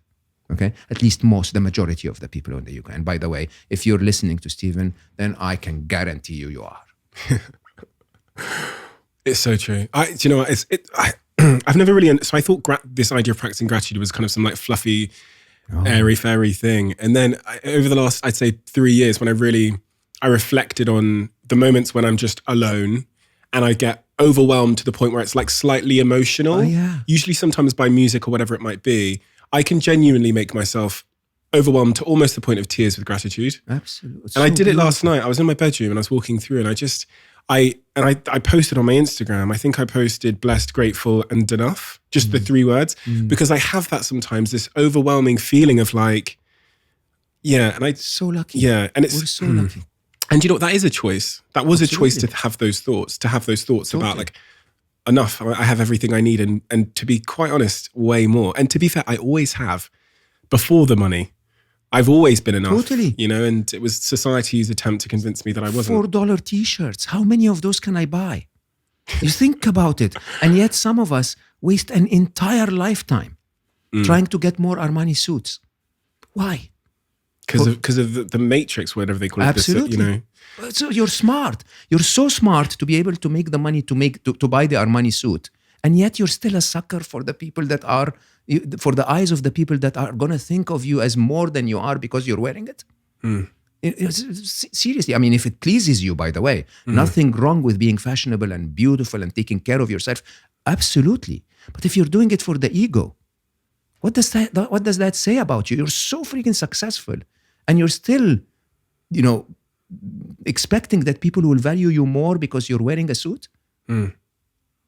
I don't know. There's something you said as well in that exact point, but also on your previous point about going on these dates and saying to the young person or the lovely person you're on the date with, listen, this is a $4 t-shirt and I'm going to wear it a lot. So if you don't like that. I wear 10 of them. It's not the same t-shirt. Okay, so I have 10 of them at any point in time. Yes, yeah. Don't spoil my reputation here. I was going to say, well, it's very similar to the one you were wearing. There's 3 pairs of jeans and 10 black t-shirts. you said if she's okay with that, then in fact she's actually not the person for you. Absolutely. And actually trying to forge a relationship that is on that basis would probably lead you to a not so good place, because your life would Absolutely. become a hamster wheel of Yeah. valuing that. Yeah. So conditional love. You talk about this concept of conditional love, and I don't necessarily know what you mean, because I didn't get the full definition. But what is conditional love, and what's the danger of it? Conditional love is I love you because we're having this conversation and it's going to go to tens of thousands of people. Thank you. Okay. And yeah, but that actually ends if it doesn't go to tens of thousands of people. You know, I love her because she's cute and she makes me laugh. Unconditional love is real love. Okay. Unconditional is I love my son. He pissed me off when he was young. I loved him. He taught me when I was young. I loved him. He left me and caused me pain when he left. I mean, it's not his choice, but, and I still love him. He's not even part of this world and I love him. There are no conditions for my love. There are no conditions for my love for butterflies. Okay? I love butterflies even though there are none in this room. None of them is entertaining me. I just love butterflies. It's just a feeling that I don't understand. I can't explain with an equation, and it's always there. Okay? And it's the only kind of love that makes us happy. Understand that. All of the other kinds of love are anchored in conditions. Anchored in what? In expectations. Okay? And anything you anchor in expectations, sooner or later is going to change. If you love her because she's beautiful, sooner or later she's going to grow a little older and someone else will be more beautiful. What are you going to do then? Okay? If you love him because he's your business partner and making you a lot of money, what are you going to do when things go a little difficult? Okay? And the idea is when you go to unconditional love, something amazing happens. Suddenly you're in control, because the joy of unconditional love is to give it. There are no conditions. You're not expecting anything to, conditional love is reciprocity. Hey, I'm going to love you for this. And in return, you're going to do this for me. Okay. And of course, the other side of it is the ego of love. Is like, I'm lovable. I'm going to create the conditions for you guys to love me. So look, I'm lovable. I'm well done, Mo. Right. You've created something amazing. You should be proud of yourself. None of that matters. All of that gets you, of course, romantic love is wonderful. And, the love of, partners in business. Yeah, beautiful, fun, wonderful. Huh? If you want to get to the core of unshakable happiness that comes from your love, learn to love beyond conditions. And if you can learn to love beyond conditions, promise you, the world will love you back without conditions. So the days when you're not at your best, you're still going to be loved. Romantic love. Let's take a pivot there then. Oh, man. Before we started recording, we talked a little bit about the modern world of dating and how difficult it is because of the way the world's changed and, the battles with romantic love. I know you were in a relationship for a long time. Yeah, 28 years, yes. And then back on the dating market? Yes, not doing great. Not doing great. Yeah. You were with someone for 28 years? Yes. I'm like 28 years old. I know. That's a staggering, Oh, she's an amazing woman. And we're still best friends. She's still, in my eyes, the best woman that ever existed. And I think in her eyes, I'm the best man that ever existed. And I think it's a beautiful, beautiful, beautiful connection. And it's doable. And it's actually, if anyone needs to experience that once in their life. Do you know what question I'm going to ask you? No. If you both think you're the best people that ever existed. Love and relationships are two different things. Love is a feeling. Relationships are compatibility and fit and work, okay, and progress and projects and and partnerships and lots of things. Relationships. So in the book I'm working on, I actually have a section about finding love and a section about keeping love, right? Because they're not the same thing. And Nibel and I, she's the most amazing woman ever.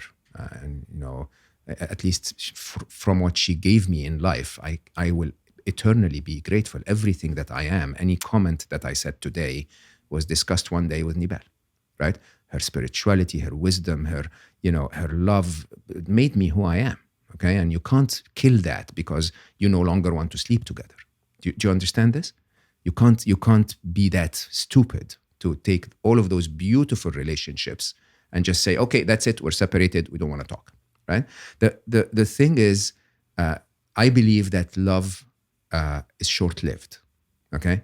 I believe that Nibel and I had to fall in love 6 times over the 28 years, because we both changed every single time. So she was my college sweetheart. We had that amazing, puppy love and wonderful romantic relationship and so on. And then we get married. And then she becomes a different person and I become a different person. And you suddenly go like, where's my sweetheart? Okay? And you have a choice then, either to walk out and say, I'm going to go look for my sweetheart.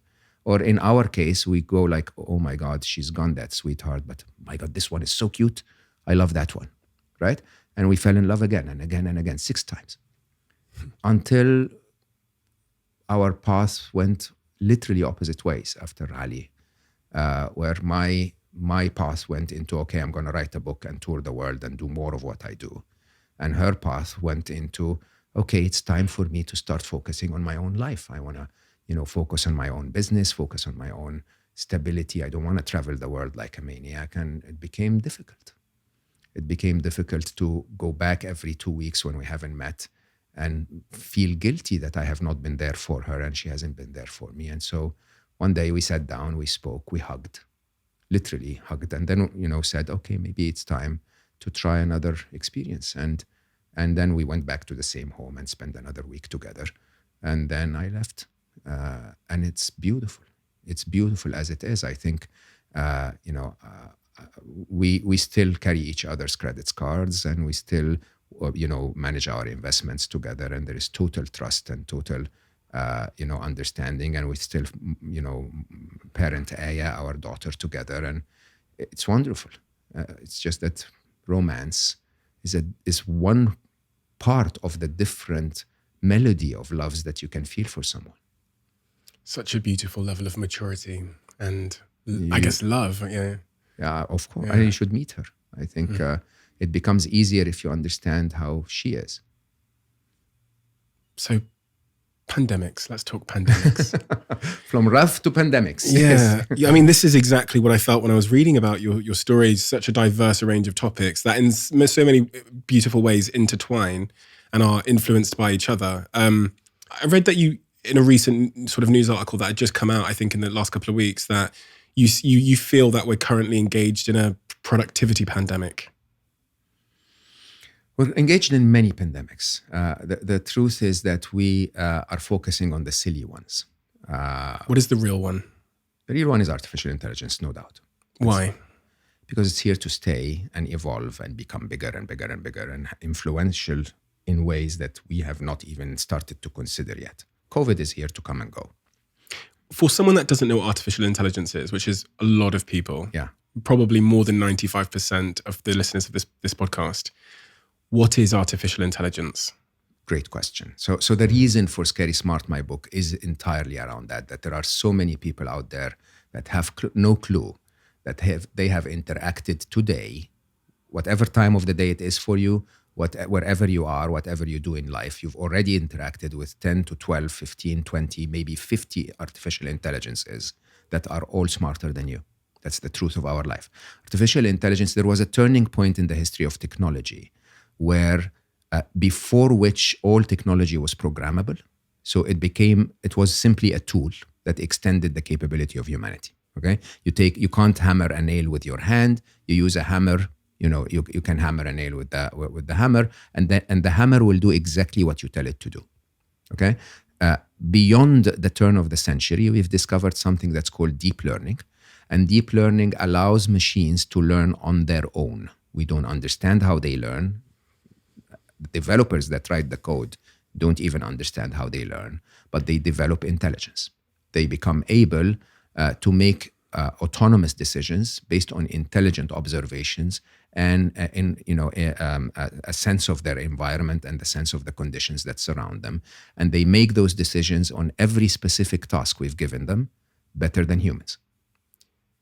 Something you said scared me before we started recording, which was that, you're a very smart guy, right? And your professional experience, especially working at a company like Google, which is known for its artificial intelligence capabilities, for you to say to me that you've basically given up your summer to go around the world talking about your new book, Scary Smart, and the implications of artificial intelligence.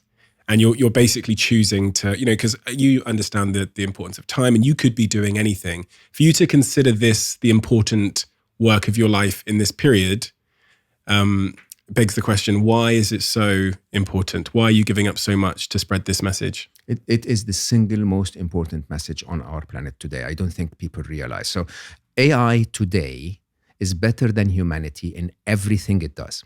Okay? By the year 2029, the smartest being on planet Earth is going to be a machine. Now, I don't want to, we can go into the details, but I want you to imagine a scenario on planet Earth where we're not the humans, but the apes. Okay? Where there is another being that looks at us as the apes. Okay? And that being is going to be smarter than us, you heard me correctly, in 8 years' time. 8 years' time. 8 years' time. And we're not talking about it, Stephen. What's going wrong with humanity? We're not talking about it. Okay?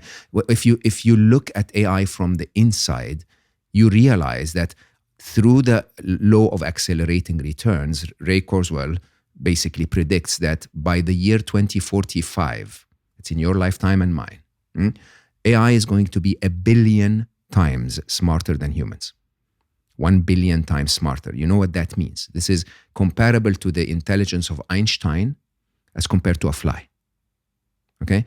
And humanity, while we're still Einstein, is not discussing how are we going to keep the best interest of us, the fly, in Einstein's mind. Okay? We're talking through the arrogance of humanity about how we're going to control them, how we're going to box them, how we're going to tripwire them. Good luck with that. The biggest hacker in the room, the smartest hacker in the room will always find a way through our defenses. Okay? Now, Scary Smart is written in a very unusual way because it's not a book about artificial intelligence only. It's a book about the role of humanity in the age of the machines. Okay? And it's split into 2 parts. The first part is the scary part. And if you and I dive into this, I promise you're going to be scared. The second part of it is what I call the smart part. So 5 chapters are scary like hell. Most of my early readers would call me after 5 chapters and say, should I commit suicide? Right? And then the other 5 chapters are a story of hope. Basically, it's entirely within our hands to do something so quickly, so simply, that can save our world. Okay? Now, the difference between those two is a question of awareness. That people are preoccupied talking about COVID and what the Prime Minister decided and the next profitability quarter on our business. And people are not talking about the existential challenge that we have ahead of us, okay, which is imminent, 8 years and 2045. So I start the book with a thought experiment. I say, you and I are sitting in front of a campfire in the middle of nowhere in 2055, okay? I'm going to tell you the story of what happened between 2021 and 2055 from that perspective, okay? I'm not going to tell you why we're sitting in front of the campfire. Why are we hiding in the middle of nowhere? Is it because we're hiding from the machines? Or is it because the machines have built a utopia that allows us to enjoy nature and connection and the luxuries of life, right? And the difference between them is really straightforward. The difference between them is what you and I and everyone listening, not the developers, not the government, okay, not the regulators, what you and I and everyone listening are going to teach those machines. Because those machines don't learn from their developers the minute they're out there. They learn from your swipes on Instagram. They learn from your retweets. They learn from your fights, your arguments, from this conversation. And if we don't shape up as humanity, at least some of us, enough of us, those machines will magnify the essence of what we are today as humans. And that's not really pretty. Are you optimistic about this? I am 100% optimistic, okay? And it's a great question to start with. I believe eventually, we're going to end up in a utopia. Whichever way, let me explain. We humans have been able to create this amazing setup that you and I are sitting in to record and communicate with the world because of our intelligence. But we've also destroyed the planet because of our limited intelligence. So, we found a way to create a supply chain that can supply Mo with a slice of watermelon right around the corner in a supermarket because we're intelligent. But we could not be intelligent enough to not use single-use plastic. We created mobility because we're intelligent, but we could not be intelligent enough to stop burning fuel to kill the planet, right? It's our limited intelligence that is the hindrance of humanity. And AI is surpassing our limited intelligence very quickly, to the point that it will get to the ultimate form of intelligence. And what's the ultimate form of intelligence? The ultimate form of intelligence is the intelligence of life itself. It's the intelligence of abundance, where AI would see no reason to crush the fly. You know how life is. Life will say more flies, more antelope, more tigers, more poop, more everything. Let's just let's have more of everything, and everything will thrive. This is where AI will get 100%. I have no doubt about that. The challenge is the journey from here to there. Do we want that journey to be smooth and straightforward and wonderful, or do we want to hit bumps on the way? And if we don't want to hit those bumps on the way, it's not about their intelligence. It's about their ethics. It's about the ethics of the machines. And that's a very, very important conversation. They're no longer machines. They will develop a code of ethics. They are independent. They're sentient in every possible way. And and this is truly the core of Scary Smart, is an explanation that we're no longer building computers. This is not the programmable technology of the turn of the century. This is autonomous. It is independent. It is intelligent. It evolves. It procreates. Oh, that's terrifying. It is terrifying. And we're not talking about it. For anyone that doesn't know what procreates mean, basically creates more of itself, I guess. Yeah, it replicates. We humans, we take a 9-month cycle. If we find the right person and we're in the mood, they take microseconds to create 700 million copies of themselves if they wanted to. Can I ask a really specific question? Because whenever we go into this conversation around machine learning and AI, people think of it as robots sort of like marching down the streets with guns, because we've seen that's the image we've had portrayed to us in movies like Terminator and such. That's never going to happen. Okay. So what is the realistic practical threat? So let's just take that point for a minute. Huh? One of the most interesting part of AI being sentient is that it has agency. Okay, and that agency is available through robotics, whether that's a humanoid walking down the streets, and there are many killing robots being created as we speak. Okay, in the U.S. Army and in the Chinese Army and so on. But that's not the challenge. Huh? The agency they have is over your mind, and that's what most people don't understand. Let me give you a simple example. My daughter loves cats. So when I swipe on Instagram Reels, I look for cats, send her as many as I can, good ones. And then when she sends me back a smile, my life is made, right? Through that process, one time, I realized that one of the types of Reels on Instagram is people playing rock solos. I'm a junkie for rock solos. And so I clicked on the first one. It was a very talented young woman holding a serious metal guitar and playing some Metallica something or whatever. I was like, man, that's amazing. I clicked like.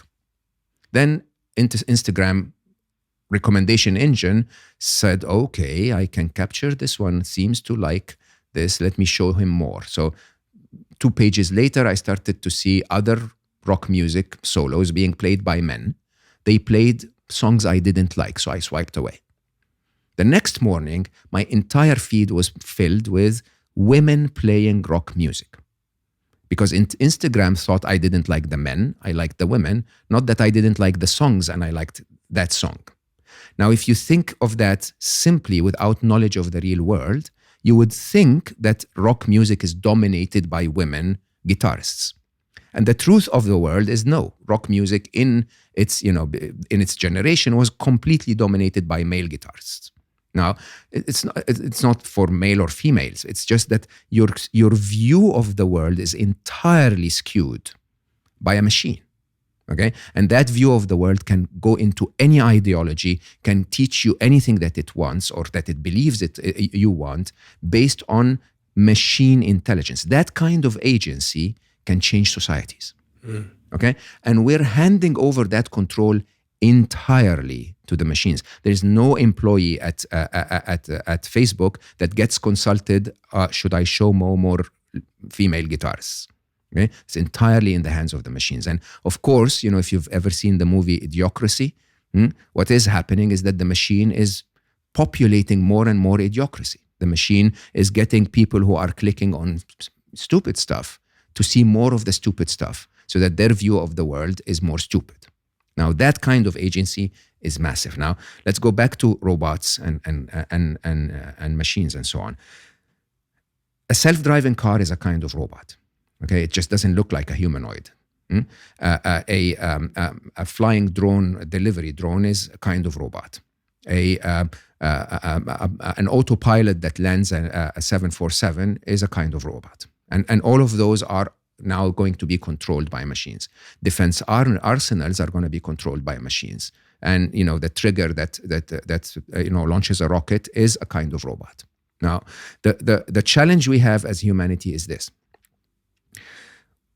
AI is never going to get to the point of what we saw in RoboCop or iRobot or whatever, because we will not live long enough to get there if the intention of AI is against us. Okay, the kinds of chapter 4 of the book is called A Mild Dystopia. Okay, and in the mild dystopia, I speak about realistic scenarios that are horrifically scary.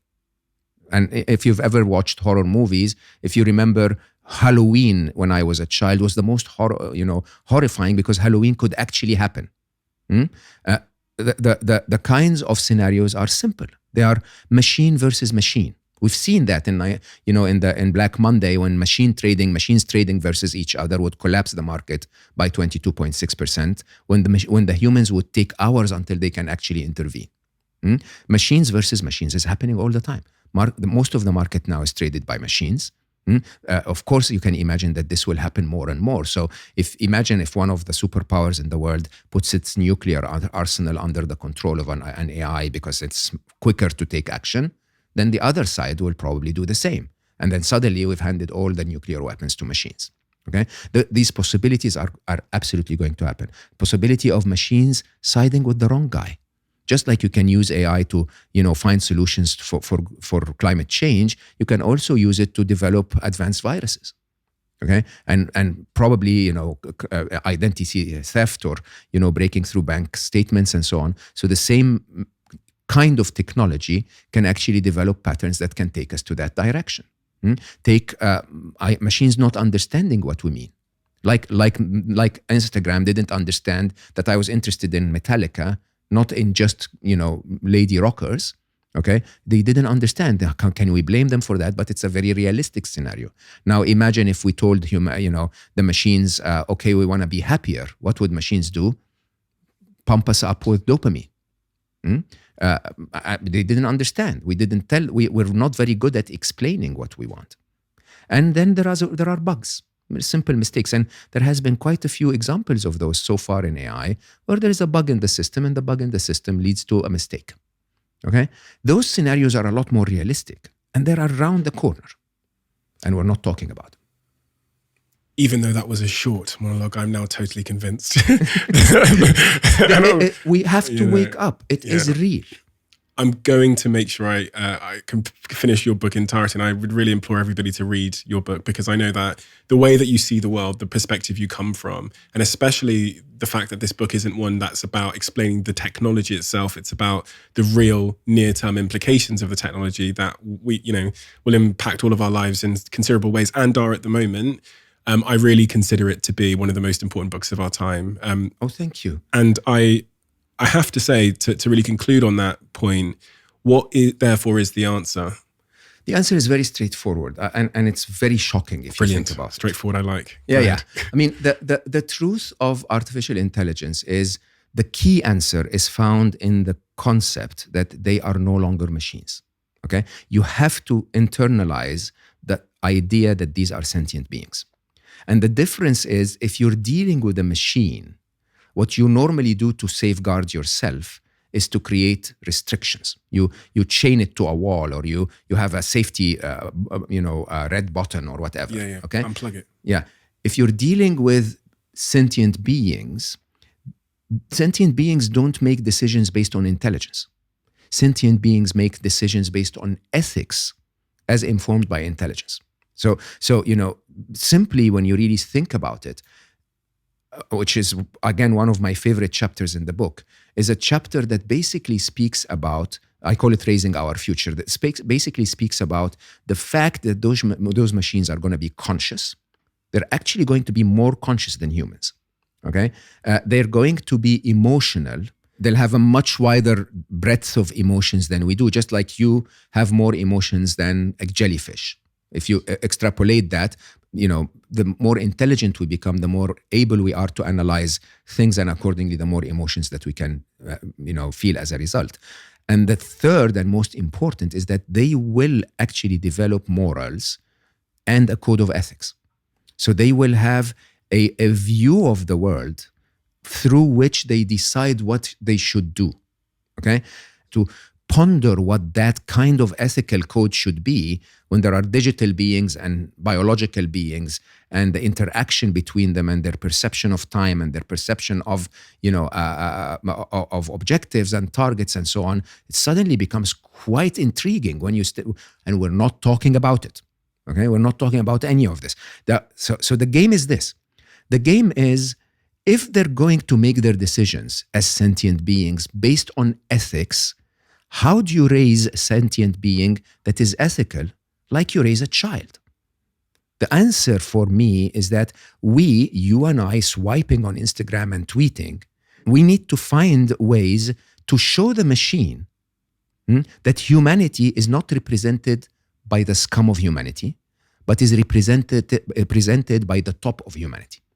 And most people, when I tell them this, they go like, oh man, we're in trouble. Humanity sucks. No, humanity does not suck. I apologize. Humanity is an amazing, amazing, amazing being when it's defined by its top. If you've ever fell in love, if you've ever, listened to music, if you've ever observed a work of art, this is divine. We're an amazing species. The worst of us is scum. The best of us is amazing. Okay? The problem is the best of us does not show to the machines. The best humans actually resign. They go like, yeah, let them swipe. Let the dogfight continue. I'm not interested in any of this. It's time to show up. And the best of you and I individually, in the past, humanity, every individual tried to show the best of them. Now we show the worst of us. We show narcissism. We show toxic positivity. We show the worst of us. And that has to shift. So my answer is very straightforward. For the machines to become amazing teenagers in 10 years' time, we need to become amazing parents today. And that's truly the answer, the only answer I could find. And I promise you, Elon Musk said that in his interview with Joe Rogan. He said, the threat of the machines is comparable to the threat of nuclear weapons. And I have lobbied, I have tried to tell the world not to go there, but it's going to happen. It's inevitable. I call them the three inevitables. The machines, AI will happen. It will be smarter than us, okay? And some mistakes will happen on the path. It will happen. But we could influence it as good parents, you and I and everyone. And it doesn't have to be everyone, by the way. We need 1%. We need to instill doubt in the minds of the machines that we are not the worst of us. We are the best of us. The example I always give is when Donald Trump used to tweet, the first tweet is Donald Trump. The second tweet is insulting the president. The third tweet is insulting the guy, number one. And the fourth tweet is insulting all of them. The machines are creating patterns. They're saying, okay, the second guy doesn't like the president, and all of humanity likes to insult each other. Yeah. Okay? Can we have 7 tweets inserted in there that are respectful? Yeah. Can we show the machines, instill doubt in the minds of the machines so that they look at the world and say, oh my God, Hitler was horrible. But Hitler is not all of humanity.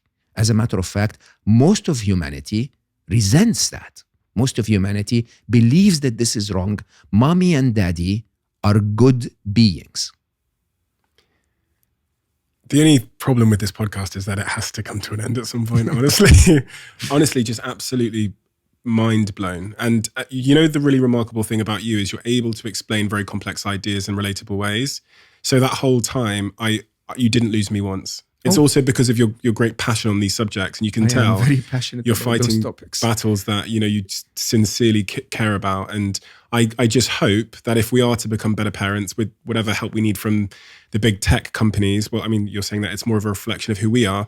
That day in 2055 where we're sat around that campfire, it's because we've chosen to go there for a meditation retreat as opposed to escaping the sentient beings that are controlling our lives. And that's a tremendously thought-provoking thing to I think to end on. Your book Scary Smart is available now for everybody, everywhere. Yeah, absolutely. Amazon, everywhere. Your bookshop, online, on Amazon, on Audible, on all over Kindle. the world as well. All of international English and Dutch are coming out at the same time. And I really, really recommend anybody that wants to understand, but also to prepare themselves in an optimistic way for what you've described as the real pandemic of our time, to go out and buy that book. There is just one more thing I wanted to ask you before we wrap. And we only started this last week. The last guest that sat in the chair with you, I said to them at the very end, I said, can you write a question in this diary for my next guest? They didn't know who it was going to be, but they wrote a question in the diary for you. So I'm just going to skip to that page. I've actually not read the question. That's such a great practice. Okay, here we go. So the question that the previous guest wrote for you, and this is Jacqueline Gold, who is the long-standing CEO of Ann Summers, just one of the most remarkable stories, business stories. I think she's the 14th richest woman in the country, and she's gone through tremendous adversity, lost a child, battled with cancer against all the odds, stage 4 cancer, sexual abuse. And she talked about that last week. The question for you, she wrote, is, what are the failures you cherish the most? I have failed for many, many years to empower my feminine side. It's my biggest failure ever. Still is my biggest weakness, even though I've done so much better in the last 5.5 years. I think our world is suffering from hypermasculinity. And I say that with my weird, deep voice, but it's the truth. We've turned it into a world of doing. We just go out there and do stuff, mostly the wrong stuff, mostly stuff that we don't need, mostly stuff that doesn't nourish anyone, okay? And it's because we've capitalized so entirely in our modern world on skills like analytical thinking, linear thinking, strength, discipline, control. All of these are masculine traits. Okay, masculine and feminine is not man and woman. Masculine and feminine is traits that are correlated to the masculine and correlated to the feminine. All those masculine traits, when you overdo them, they work against you. Strength is good. You overdo it, you become aggressive. Linear thinking is good. You overdo it, you become stubborn. And we've ignored the feminine qualities that are life-giving, nurturing, and intuitive, creative, playful, flowy, okay, beautiful. All of these, empathetic. We've created a world that is so lacking in all of those, and I'm to blame. To become a successful executive, I had to empower the masculine side, until I realized that true leaders don't do, we be. And being is what the feminine is about. Our humanity is on the wrong side of being. We're not showing our good sides. We're not able to nourish, life give, care. We're not able to. And I had most of my work is a very confusing marriage between sometimes what is physical and measurable and concrete and mathematical and what is not physical. Sometimes I have to ponder topics like death and spirituality and so on. And one morning I woke up 5.5 years ago and I heard my left brain tell me, that's it. That's as far as I can get you. Without being able to connect to all of being, to go outside that shell of me versus the world, which is the masculine, we're not going to go anywhere further. If there is anything that I have failed miserably to do was to do that early enough. And if anything our world is failing to do is to embrace that side. Sadly, as we empower women today, we force them to become masculine. We force them to become competitive. We force them to become tough because the way the game is played is that way. We should empower the feminine. And it's so funny when you really think about it. Even someone like Steve Jobs or Gandhi, who are men in their biology, they succeeded because they empowered their feminine. Such Steve Jobs' creativity or appreciation of beauty or empathy for the user needs, that's what made him Steve Jobs. Being obnoxious and annoying, that's what took away from it, the masculine side. And it's about time that the world wakes up to this. When we raise the machines, by the way, going back to Scary Smart, are we going to raise them to be masculine geeks? Or are we going to raise them to be life-giving? I think really this is the biggest failure ever. For me, and I think for all of our society. Oh, fuck. That was really powerful. It's true. And it's so true. And you know what? I was thinking that whole time. My girlfriend is in Bali at the moment, and she's been talking to me extensively about being more in touch with the feminine and what they call, yin, which is, the Absolutely. yin and yang energy. So it all rang very, very true. And I think you really helped me make sense of all that in a very, again, relatable, understandable way. And I'm going to ask you to carry on this tradition by writing a question into the diary, which will be shown to my next guest, but it will remain a secret until then. Listen, I can't thank you enough. Sometimes I thank people for the time. I think I want to thank you for the lessons that you've taught me in this conversation that will really make my life a lot better. And, the thing is as well is I sit here every week imparting what I know. So long after you walk out of this door, because you've left me with those lessons, I'm going to spend the rest of my life on this podcast talking about them. Great. As I do. And also talking about your book, right? So there's a couple you. of guests that I encounter and I just spend the next 10 years of my life just battling on. Thank you. So, and you're one of those really, really profound people. And I understand, we said this before we started filming, but my manager, Don Murray, when he started on like the first week of his job here, and he started learning about the podcast, he said to me, you've got to get this guy called Mo on. He said Google X. And I was like, I hadn't had the name. You're the man. I'm grateful. And he kept saying it. And then it wasn't just him. And this is where it got really sort of reinforced. Other people were coming on the podcast telling me that I had to get you on over and over again. And you hear this name 3, 4, 5 times. You think, fucking hell, okay, there's something that I need to, there's definitely something I need to do. And then, someone in our team said, oh, Mo's in London. Yeah. So we had to reach out, and I'm so deeply grateful that you came. I'm so grateful that you did. I am really grateful for the time that you gave me and the opportunity to share some of what I am pondering. It's not right, but it's really worth thinking about and it's with your audience. Yeah, great thing you're doing for the world by sharing that. Honestly, I don't say this. I don't gas my guests up like this, but it is really of tremendous value. And I want to thank you from the bottom of my heart. Thank you. Thank you.